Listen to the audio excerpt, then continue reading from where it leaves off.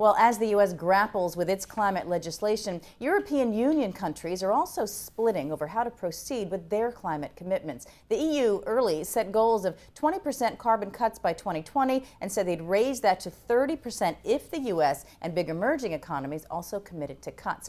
Well, now, according to a report on YourActive.com, some EU countries are calling for a rigorous assessment of what other nations are willing to do before they scale up their own commitments, which seems to retreat from the EU's aggressive stance. Decisions are due soon. Next week, environment ministers from the 27 EU countries will meet, and EU leaders meet the last week of October to hammer out a final EU position.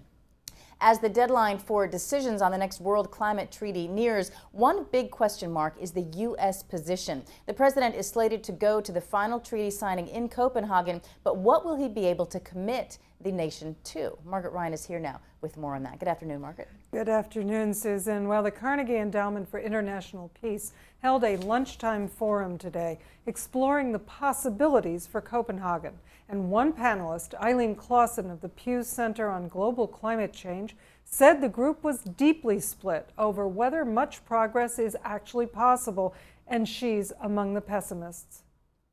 I think the goal is absolutely not achievable. There are three big issues that we've seen coming down the road there in these negotiations starting 2 years ago, and none of them are resolved. They are what the developed countries will agree to do, what the developing countries will agree to do, and what the financial arrangements and amounts will be. And then in the last meeting, which just ended last week in Bangkok, there was another big issue that was sort of added to this. So instead of taking away issues because you've agreed on them, we actually added an issue, and that is, what is the form, the legal form of this agreement? Is it Kyoto? Is it a totally new agreement, or is it some combination of the two? And there was widespread disagreement about that. So 5 more negotiating days before Copenhagen, huge issues. I think we need to move to Plan B. Now, a key question before the panel: how necessary is it for the U.S. Senate to act on climate change legislation before Copenhagen? I asked another panelist, Margot Wallstrom. She's vice president of the European Commission, and I asked her whether other administration actions and the House vote were enough, or whether Senate action is actually needed. This is a sensitive question because from our negotiators, we can honestly say that it has not been very easy. It is still a difference of opinions that makes us rather wide apart. And at the same time, the United States of America being the biggest emitter, of course, without the U.S. as a partner and without the U.S. negotiating with us and the rest of the world, we are also very, very weak. So we will continue to push for an ambitious deal in Copenhagen. We hope that we will have the Americans with us, and we hope that everything will be prepared in time also here in the Senate to allow the President and the leaders to negotiate to the full. We have not been entirely happy with what has been on offer so far, so we will continue to push.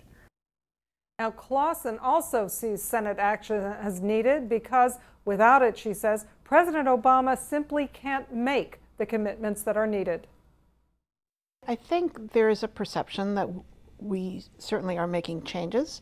EPA is certainly moving ahead under this administration, and the House action was a big deal. But I also think the administration will not be able to agree to a specific number until it knows what the Senate will do. And I don't think the committee vote is enough to really know what the end game is in the Senate. So I don't think the U.S. could actually commit in Copenhagen to a specific number. If the U.S. doesn't commit to a number, the developing countries are unlikely to commit. If there isn't money on the table, they're even more unlikely to commit, which is why I think Copenhagen can be an important step along the way, but it's not the end. Now, there are only 5 days of formal treaty talks scheduled before Copenhagen. They're set for the first week of November in Barcelona. But there are other negotiations that may allow some progress on the toughest issues. Observers are particularly looking at the bilateral U.S.-China negotiations to see if the world's two biggest greenhouse gas emitters and the world's largest developed and largest developing economies can come to any agreement. Copenhagen is the last stop on the so-called Bali roadmap, but Claussen says it may just be the beginning of a new journey. So hopes are pretty high for progress in Barcelona, and of course Clean Skies News is going to be there reporting. We'll be there, and there's a lot of hope that something can happen, because you have more and more people saying, as you heard Claussen say, that it's just looking pessimistic unless some breakthroughs can be made. So many believe it's more important the bilateral talks, the smaller talks are for real progress. The bilateral talks, the Major Economies Forum, there's going to be another one of those, meetings of various meetings of foreign ministers, the EU, the G20, and so on, their environmental finance ministers. All of these forums are chances to push things along. And remember, for Kyoto, it looked like a deadlock right up until the final hours at Kyoto, and there finally was a breakthrough right there at the end. And I think a lot of people are looking back at '97 and hoping that in 2009 they're going to see the same thing. Okay, we'll be watching. Margaret Ryan, thank you.